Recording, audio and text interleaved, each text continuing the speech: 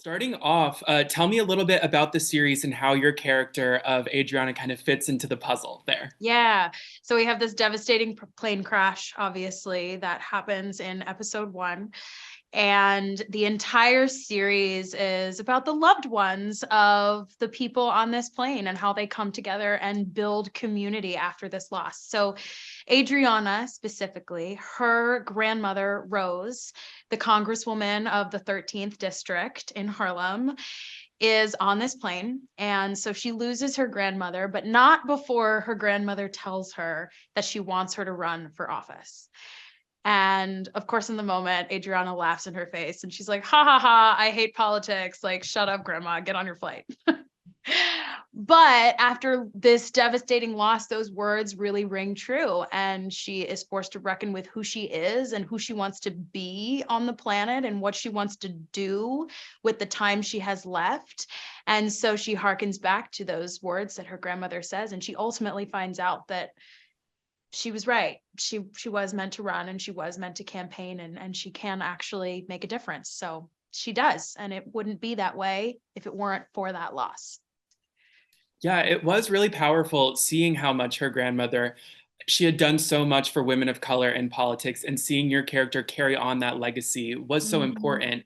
What was Yeah. it like getting to represent those stories on screen in this series? Yeah. I mean, the first thing I fell in love with upon reading the script was that I was dealing with a very powerful woman. That was the first thing that came through, is that we had a very powerful journey to go on. And that was so exciting for me because that meant I got to show Black power. I got to show Black success, success in finances, success in love life. I got to show Black love.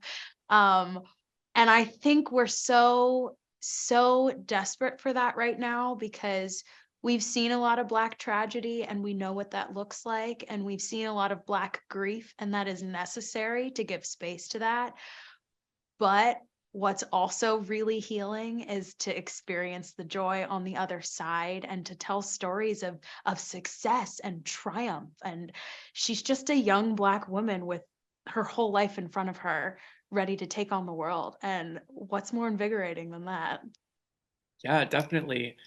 We saw you on Broadway in six. We're about to see you in New York, New York. But Yeah. what did you enjoy about getting to play this character over a multi-episode arc as opposed to just in like a 1 or 2 hour musical? Yeah, there's so many places you can go. I had never experienced that before. It's my first series regular. What?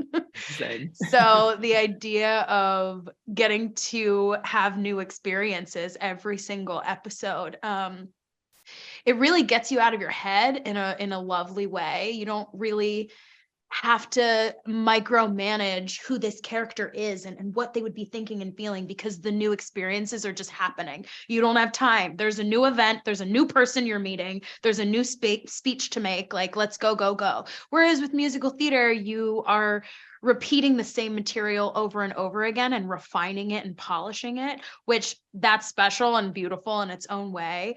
But with this, the fast-paced nature of it, I think it brought out a new level of creativity in me because you can't second guess things because we're on to the next scene. Let's go. Keeping it moving. Love it. Yeah, yeah. Just overall, what do you hope audiences take away from this series after they watch it? I think we've all experienced a whole lot of grief and disappointment in the last few years, whether that is grieving of a loved one or grieving of an expectation you might have had for the last few years of your life. Things panned out a whole lot differently than we thought throughout 2020 and 2021 and 2022. And I think what's so important about this show is that it gives you space to grieve because you have to experience it to get to the joy, and you have to go through it to get to the abundance that's waiting for you on the other side. And so I just hope it's a bright light of hope that there's good things to come on the other side.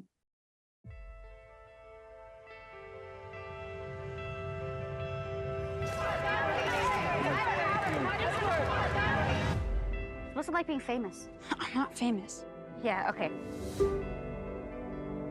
This is grief counseling? Anyone's invited to speak. People meet me and they think she's the woman whose nephew survived the plane crash. But they forget I'm also the woman who lost my big sister. What are you doing? Drinking champagne by myself out of a juice glass. I lost my husband, I lost my best friend. But he had another life. So I don't know how to piece it all together. After I got to 200, I lost count. Why is everyone writing to him?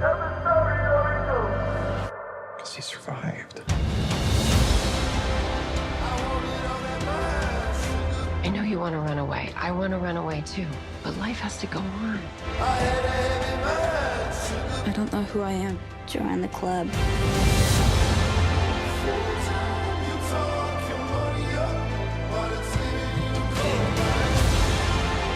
I'm sure you've heard great things. Oh, no secrets in grief group.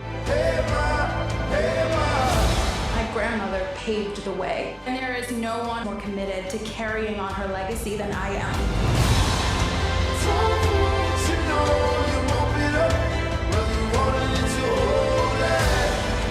What happened isn't fair, Edward.